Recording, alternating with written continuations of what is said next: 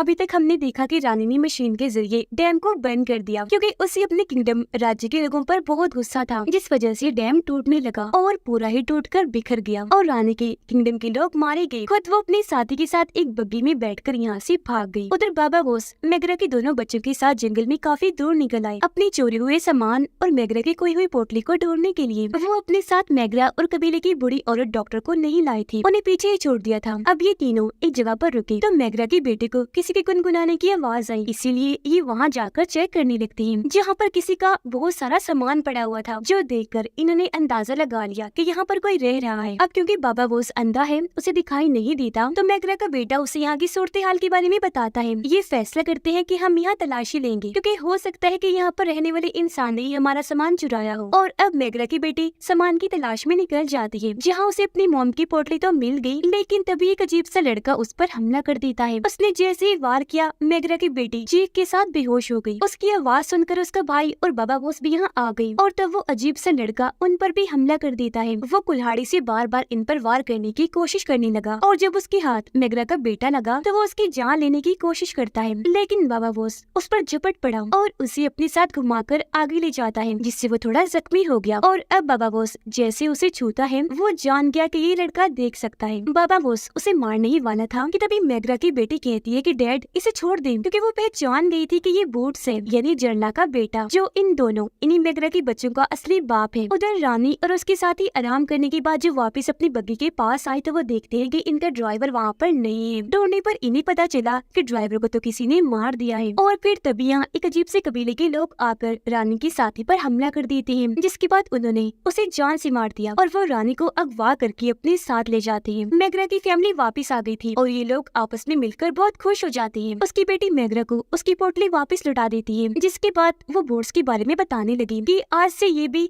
हमारे ग्रुप का नया मेंबर है, क्योंकि ये जरला का बेटा है, यानी हमारा सुतीला भाई। वो भी इन्हें यकीन दिलाता है कि मैं आप लोगों की हिफाजत करूंगा। वो अजीब कबीला रानी को अनजान शहर में ले आया, जो सिल्क शहर था, क्योंकि यहाँ सिल्क बनाई जाती है। वो लोग रानी को अपने हेड के पास ले गए, जो रानी को अपनी फैक्ट्री में काम करवाने के लिए अपना गुलाम बना लेता है। रानी उसे धमकाती है कि तुम बहुत बड़ी भूल कर रहे हो और मैं यहाँ से निकल जाऊंगी, जिस पर हेड उसके गले में रस्सी डलवाकर जोर से खिंचवाता है, कहने लगा कि अगर तुमने यहाँ से भागने की कोशिश की तो मैं तुम्हारी जान ले लूंगा। उधर बाबा बोस और उसकी फैमिली यहाँ से निकलने ही वाली थी कि तभी डॉक्टर, जो हर चीज को बिना देखे ही महसूस कर लेती है, उसे यहाँ एहसास हुआ जैसे विच फाइंडर आर्मी उन्हें पकड़ने यहाँ आ रही है। इसलिए वो लोग अपनी जान बचाने के लिए जंगल की तरफ भाग गए। अब मैगरा और डॉक्टर तो एक बड़े से पेड़ के अंदर जाकर छुप जाती है, जबकि बाबा बोस और उसके दोनों बच्चे दुश्मन आर्मी से लड़ने लगे। ये बहुत बहादुरी से उनका सामना कर रहे थे, तलवारों से वार करके उठा कर उन्हें फेंक फेंक के मार रहे थे, जिनमें बूट्स भी उनका साथ देता है। इन्होंने सबको मार दिया। तो तभी डॉक्टर आवाज लगाकर उन सबको अपने पास बुलाती है और बताने लगी कि मैगरा अपना हाथ मुझसे छुड़वा कर यहाँ से भाग गई है। ये सुनकर सबको काफी हैरानी हुई कि आखिर उसने ऐसा क्यों किया, जबकि दूसरी साइड पर मैगरा अब खुद विच फाइंडर आर्मी के जनरल के पास जाती है। वो तलवार निकालकर उसे मारने ही वाला था कि तभी वो अपनी पोटली से अंगूठी निकालकर पहन लेती है और उसकी आवाज सबको सुनाती है, जो सुनकर जनरल समेत सारी आर्मी मैगरा के सामने इज्जत से झुक गई। तो यहाँ हमें पता चला कि असल में मैगरा रानी की बहन है, इसलिए वो भी किंगडम की रानी हुई। उधर बोर्ड्स सबके पास आकर झूठ बोल देता है कि मैंने देखा है कि जनरल ने मैगरा को मार दिया। इस बात पर बाबा बोस को यकीन नहीं आया, तो बोर्ड्स उसे मैगरा की पोटली दिखाता है, जिससे वो समझ गया कि मैगरा अब इस दुनिया में नहीं रही, जो जानकर सभी काफी दुखी हो गई। पर अब इनके पास आगे बढ़ने के अलावा और कोई रास्ता नहीं था। ये लोग बोर्ड्स के पीछे जा रहे थे, क्योंकि वो इस जंगल को अच्छे से जानता था। जनरल मैगरा से उसके गुजरे हुए वक्त के बारे में पूछता है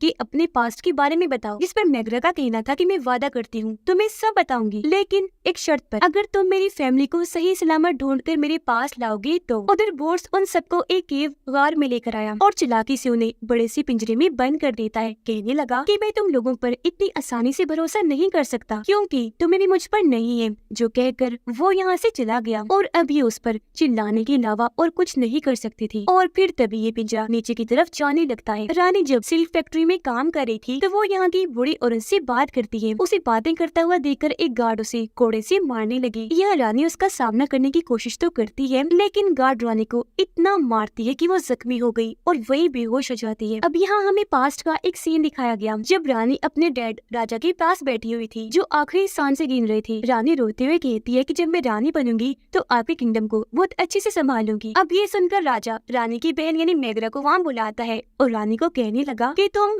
इसे संभालना क्योंकि किंगडम की रानी ये बनेगी। जो सुनकर रानी का दिल टूट गया और वो अपनी बहन को नापसंद करने लगी। अब कहानी वापस से प्रेजेंट टाइम में आ गई, जहाँ पर मेगरा अपने बचपन का ये किस्सा जनरल को बता रही थी। पर यहाँ जनरल रानी की हिमायत करता है कि नहीं, वो बहुत अच्छी रानी है क्योंकि उसने मेरा बहुत साथ दिया। मेगरा कहती है कि वो बहुत खुदगर्ज मतलबी है, मेरी वजह से रानी बनी है। जनरल कहता है कि तुमने अपनी ही बहन रानी की मौत की झूठी खबर क्यों फैलाई, जिस पर मेगरा का कहना था क्योंकि रानी ने सबके साथ ही झूठ बोल रखी है और आज वो मेरे अपने ही बहन के खिलाफ खड़ी है, मुझे और मेरे बच्चों को पकड़वाना चाहती है। बाबा बोस और उसके साथी जिस पिंजरे में कैद थे वो एक केव में आ गया और ये लोग वहाँ से आगे बढ़ने लगे, जहाँ कुछ लोग आकर इन पर हमला कर देते हैं और अब जब इन्हें होश आई तो वो फिर से खुद को बंधा हुआ पाते हैं। रानी को जब होश आई तो वो जख्मी हालत में एक जगह पर लेटी हुई थी और अब यहाँ वो बूढ़ी औरत को अपनी सारी सच्चाई बता देती है, यानी कि मैं रानी हूँ। ये बात जाकर बूढ़ी औरत ने हेड को बता दी, जिस पर वो रानी को जबरदस्ती अपने पास बुलवाता है और उसे लिटाकर उसके अंदर छुपे हुए शाही सिक्के को ले लेता है, जो हर शाही खानदान में रानी को मिलता है। उसने ये इसलिए लिया था कि शायद इसकी वजह से मेरी किस्मत ही बदल जाए। उधर उनके पिंजरे के पास एक औरत आ गई जो खुद को बोर्ड्स की माँ बताती है और कहती है कि मेरा बेटा ऐसा इसलिए है क्योंकि सब लोग उसके देखने वाली बात को कोई कर्ज शराब समझते थे। इसी वजह से लोगों ने उसे बहुत तंग किया और तब उसने अपना गुस्सा निकालने के लिए बहुत सारे लोगों को मार दिया। वो कहती है कि मैं यहाँ से तुम्हें निकाल दूंगी और बाहर जाने में तुम्हारी मदद भी करूंगी, लेकिन एक शर्त पर, अगर तुम मेरे बेटे बोर्ड्स की जान ले लोगी तो, क्योंकि उसने भी बहुत सारे मासूम लोगों की जान ले रखी है। जिस पर मेगरा की बेटी उसकी जान लेने का वादा करती है और तब बोर्ड्स की माँ उन्हें पिंजरे से निकाल देती है और यहाँ से बाहर जाने का रास्ता दिखाने के लिए आगे लेकर बढ़ी और पिंजरे जैसी लिफ्ट के पास ले आती है। सब लोग लिफ्ट में चढ़ गए, लेकिन लिफ्ट के व्हील को चलाने के लिए इसका हैंडल पकड़े रखना था, तो इसके लिए एक इंसान का नीचे रुकना जरूरी था। तो अब यहाँ बाबा बोस नीचे रुकता है, वो हैंडल पकड़े रखता है और लिफ्ट के जरिए उसकी फैमिली ऊपर जाने लगी। लेकिन तभी केव के लोग आकर उस पर हमला कर देते हैं। बाबा बोस तीन को एक एक करके मार देता है, जिसके बाद उसने फिर से आकर व्हील का हैंडल पकड़ लिया और अपनी फैमिली को ऊपर पहुँचाने में वो कामयाब रहता है। ऊपर आकर मेगरा की बेटी जब लिफ्ट को नीचे भेजने की कोशिश करती है तो तभी रस्सी टूट गई और लिफ्ट नीचे जाके गिरती है। अब बाबा बोस केव के और जंगली लोगों का मुकाबला करता है। सबको मारने के बाद वो लिफ्ट की दीवार के जरिए ही ऊपर चढ़ने लगा। ऐसा करने में उसे बहुत मुश्किल पेश आ रही थी, लेकिन अपने बेटे की मदद से वो आखिरकार ऊपर पहुंच ही जाता है और अब ये लोग फिर से आगे बढ़ने लगते हैं। विच फाइंडर आर्मी बोर्ड्स को पकड़कर जनरल के पास ले आई। तब यहाँ उसकी जान बचाने के लिए मेगरा झूठ बोल देती है कि ये मेरा बेटा है। अब जब सारे लोग यहाँ से चले गई तो मेगरा उसे पूछती है कि मेरी फैमिली कहाँ है, जिस पर वो भी झूठ बोल देता है कि मुझे नहीं पता, मैं भी उन्हें ढूंढ रहा हूँ कब से। अब सिल्क शहर के वॉरियर योद्धा जनरल के पास एक पैगाम लेकर आते हैं। मेगरा की पूछने पर जनरल बताता है कि सिल्क शहर के हेड ने रानी का शाही सिक्का भेजा है और उसे वापस करने के बदले में भारी रकम मांगी है। बोर्ड्स अब मेगरा को एक ऑफर देता है कि मैं आपकी बहन रानी को लाने में मदद करूंगा, लेकिन उसके लिए आपको मुझे भी अपने किंगडम का हिस्सा बनाना होगा। अब उसकी ये ऑफर सुनकर वो सोच में पड़ गई, जबकि जनरल पैगाम लाने वाली एक वॉरियर को तो जान से मार डालता है, जबकि दूसरी को मारकर उस पर जुल्म करके उनका ठिकाना पूछ लेता है। फिर वो आकर मेगरा को बताता है कि मुझे सिल्क शहर की लोकेशन पता चल गई है और अब मैं अपने साथियों को लेकर ये जगह छोड़कर वहाँ जा रहा हूँ। मेगरा कहती है तुम्हें अपना वादा पूरा करना होगा मेरी फैमिली को ढूंढने का, उसके बाद मेरी बहन रानी को भी ढूंढ लेंगे। जनरल कहता है मैंने अपना वादा पूरा करने की कोशिश की है पर तुम्हारी फैमिली नहीं मिली, तो अब इसमें मेरा क्या कसूर है, लेकिन फिर भी मैं तुम्हारी फैमिली को ढूंढने की एक बार फिर कोशिश करूंगा, लेकिन पहले रानी मिल जाए। इतना कहकर वो अपने साथियों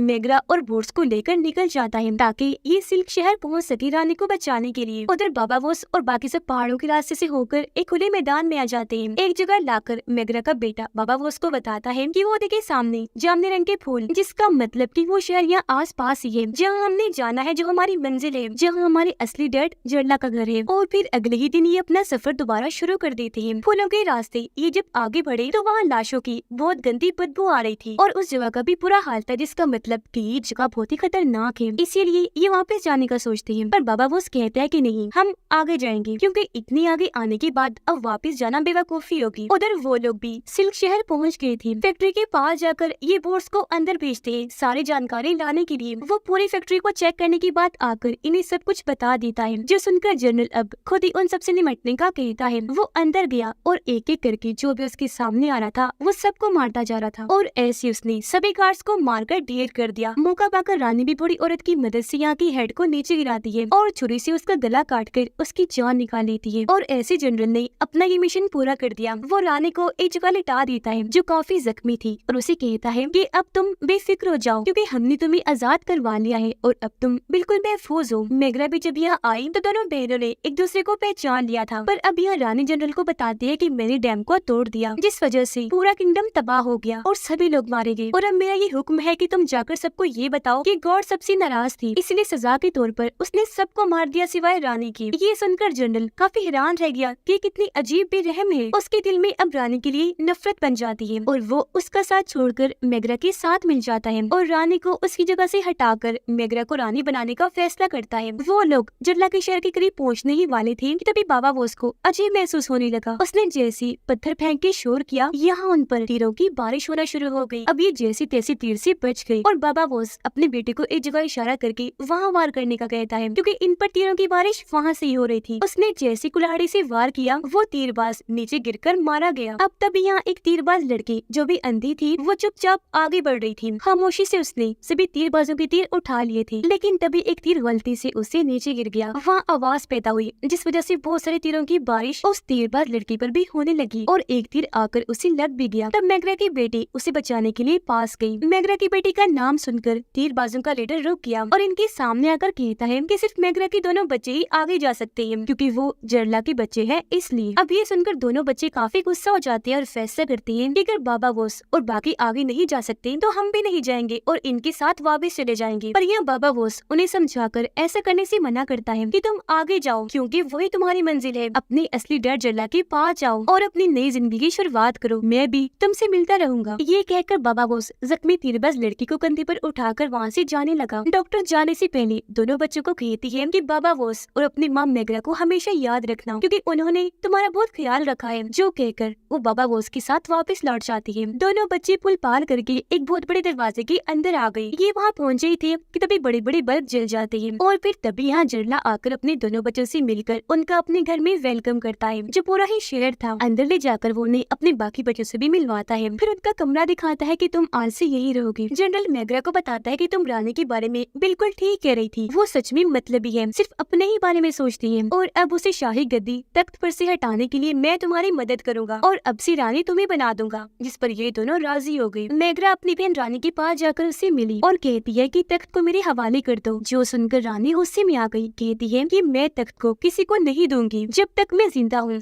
और रानी मैं ही बनी रहूंगी। उधर जरला अपने दोनों बच्चों को अपना पूरा घर दिखाता है, जो असल में काफी बड़ा शहर था। वो सबसे पहले अपने बच्चों को लाइब्रेरी दिखाता है और फिर उस जगह पर लेकर गया जहाँ बिजली पैदा की जाती थी, जहाँ दोनों बच्चों की मुलाकात अपने सौतेले बड़े भाई यानी जरला के बेटे से होती है। यहाँ मेघरा का बेटा उसे पूछता है कि आप लोग यहाँ टेक्नोलॉजी का इस्तेमाल कर रहे हैं, एडवांस्ड है, तो क्या आप लोग कोई गॉड वगैरह है? इस पर वो कहता है कि नहीं, हम गॉड नहीं है, बल्कि हमें तो खुद गॉड ने बनाया है। फर्क सिर्फ इतना है कि हम गॉड की तरफ से बनाए हुए एडवांस लोग हैं, जो टेक्नोलॉजी में काफी आगे हैं और अंधे लोगों से बहुत बेहतर, क्योंकि वो तो ना देखने की वजह से बेकार होते हैं, कोई काम नहीं कर सकते। ऐसा लगता है कि वो जानवरों की तरह जिंदगी गुजारते हैं। ये सुनकर मेघरा के बेटे को गुस्सा आ गया और वो उसे कहते हैं कि तुम्हारी सोच बहुत ही छोटी है और एक दिन मैं तुम्हारी ये सोच को बदल दूंगा। बाबा वोस एक कबीले के पास आकर मदद मांगने लगे ताकि जख्मी तीरबाज लड़की को वो ठीक कर सके। वहाँ का हेड इसके लिए मान गया, पर एक शर्त पर कि बाबा वोस और डॉक्टर को यहाँ से जाना होगा, तो इसीलिए वो लड़की को इनके हवाले करके यहाँ से चले जाते हैं। रात को मेघरा के बेटे को नींद नहीं आ रही थी, इसीलिए वो पूरे कबीले में इधर उधर घूम रहा होता है। उसने देखा कि मेरे डैड जरला बहुत तेजी में कहीं जा रहे हैं। वो उनका पीछा करने लगा। उसने देखा कि जरला एक एडवांस कबीले के कर्नल से बात कर रहे हैं कि तुम मेरे बेटे को ले जाओ अपने साथ, पर हाँ मेरा बेटा यही मेरे पास रहेगा। अब इस तरह यहाँ उसने अपने डैड का असली चेहरा देख लिया, पर उसे यहाँ खड़ा हुआ जरला का बड़ा बेटा देख लेता है और मुक्का मारकर उसे बेहोश कर देता है। उसकी बहन यानी मेघरा की बेटी जब पहली बार शीशे में खुद को देख रही थी, तो उसका बड़ा भाई यानी जरला का बेटा वहाँ आकर उसे भी मारकर बेहोश करके अपने साथ ले जाता है। अब ये देखकर फौरन डॉक्टर की नींद खुल गई। वो बाबा वो उसको बताती है कि मैंने देखा है कि तुम्हारे और मेघरा के दोनों बच्चे जैसे खतरे में हैं, तो चलो हम भी वहाँ चलते हैं। जनरल और मेघरा रानी के पास आए और वो तख्त लौटाने का मैसेज इनके हवाले कर देती है, जिसे जनरल अभी देख ही रहा था कि तभी यहाँ बूट्स आकर खंजर से जनरल पर वार कर देता है, क्योंकि अब वो रानी की साइड पर हो गया था। पर खंजर पूरा उसके अंदर जाता पहले ही मेघरा बूट्स को साइड में धक्का मार देती है, लेकिन यहाँ रानी खंजर को उसके अंदर घुसा देती है, जिससे जनरल की मौके पर ही मौत हो जाती है। यहाँ रानी मेघरा को कहती है कि किसी को भी मुझ पर शक नहीं होगा, मैं सबको कह दूंगी कि इसने खुद अपनी जान ली है। जनरल अपने साथियों को कहकर अपने बेटे को कमरे में बंद करवा के रखवाता है। फिर थोड़ी देर की बात वो उसके पास जाकर कहने लगा कि अगर मैं तुम्हारी बहन को एडवांस कबीले के हवाले ना करता तो वो मेरी पूरी फैमिली को मार देते। तुम शांत हो जाओ मेरे बेटे। इस पर वो कहता है कि मैं तुम्हारा बेटा नहीं हूँ और न ही तुम्हें अपना बाप समझता हूँ। जो कहकर वो जरला पर वार करके उसकी नाक पर देकर मारता है, जिससे जरला को गुस्सा आ गया और वो अपने साथी को गन देकर कहता है कि इसे मार दो, जिस पर उसके दोनों साथी उसे बाहर लेकर आए, गन उसके सर पर रख दी। इससे पहले कि गोले चलाते यहाँ हीरो की तरह बाबा बोस आकर उन पर हमला कर देता है और तलवार से दोनों को काट गिराता है। और फिर वो मैग्रा और अपने बेटे के साथ जरला के घर में घुस गया, एक एक करके उसके लोगों को मारता हुआ आगे बढ़ता है। अब उसका बेटा वहाँ से चला गया ताकि लाइट्स को ऑफ करके यहाँ अंधेरा कर दे और ये जरला से लड़ सके, जबकि बाबा बोस गुस्से में लाइब्रेरी गया और तलवार इधर उधर मारकर जरला को बुलाने लगता है। यहाँ जरला बाबा बोस से बात करता है, उसे गुस्सा दिलाने के लिए कहता है कि मैंने मैग्रा, तुम्हारी और अपनी बेटी को दूसरे कबीले के हवाले कर दिया। ये जानकर बाबा बोस गुस्से से पागल हो गया और वहाँ तोड़ फोड़ करने लगता है। तभी यहाँ जरला भी आ गया और इन दोनों की लड़ाई शुरू हो जाती है। वो बाबा बोस को मारकर जख्मी कर देता है। अब बाबा बोस छुपने के लिए जा ही रहा था कि तभी वो उस पर गोली चला देता है, जो गोली आकर बाबा बोस के कंधे पर लगती है। पर इतनी ही देर में उसका बेटा मेन सिस्टम बंद कर देता है, जिससे यहाँ की सारी लाइट्स बंद हो जाती है और अब बाबा बोस जरला से लड़कर उस पर भारी पड़ने लगा। वो उसे पीट के रख देता है। तभी यहाँ जरला का बेटा आ गया, जिसके हाथ में गन थी। इससे पहले वो बाबा बोस को शूट करता, पीछे से मैग्रा का बेटा आकर लोहे के डंडे से उस पर वार करता है, जिससे वो वहीं बेहोश हो गया। अब बाबा बोस बड़ी बेरहमी से जरला की आंखें नोचकर उन्हें बाहर निकाल देता है, क्योंकि उससे अपनी आंखों पर बहुत नाज था। और यहाँ से बाहर आ जाते हैं ये लोग। रानी अपनी आर्मी से झूठ बोल देती है कि जनरल ने अपनी जान ले ली है और अब यहाँ मैग्रा आर्मी को हुक्म देती है कि हम सब लोग फूलों वाले रास्ते से आगे बढ़ने वाले हैं ताकि मेरी फैमिली को ढूंढ सके। जिसके बाद ये सभी यहाँ से निकल गए, लेकिन उन्होंने इस पूरे सिल्क फैक्ट्री को भी आग लगा दी, जिसके अंदर जनरल की लाश पड़ी हुई थी। इसके बाद बाबा बोस और उसका बेटा डॉक्टर से आकर मिलते हैं, जो इनका बाहर पुल पर इंतजार कर रही थी। थोड़ी ही देर के बाद ये काफी बड़े शहर के सामने आकर खड़े हो जाते हैं। बाबा बोस डॉक्टर से पूछता है कि क्या हमारी बेटी इसी शहर में बसी हुई है। डॉक्टर अपना ध्यान लगाती है